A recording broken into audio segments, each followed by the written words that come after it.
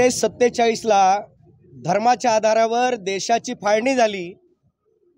मुसलमानांनी पाकिस्तान घेतला, पाकिस्तानचा बांगलादेश झाला आणि आज धर्माच्या आधारावर कुराणाने जसा संदेश दिलेला आहे की काफिरांना मारलं पाहिजे, जे अल्लाहला मानत नाहीत ते काफिर, आणि काफिरांना मेलं पाहिजे।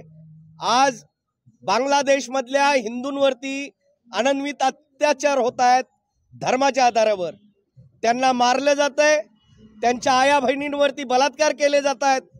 ही सर्व कुराणाची शिकवण आहे आणि म्हणून तिथले हजारो लाखो लोकांना, हिंदूंना केवळ ते हिंदू आहेत म्हणून त्यांचा बळी घेतला जातोय, त्यांना रक्तरंजित केलं जातंय।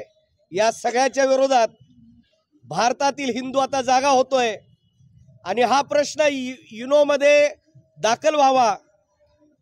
हिंदूंच्या हिंदुत्वासाठी काम करतात म्हणून चिन्मय कृष्णदास प्रभुजींना अटक करण्यात आलेली आहे। त्यांना वकील देखील मिळत नाही आहे। इतका धर्माचा पगडा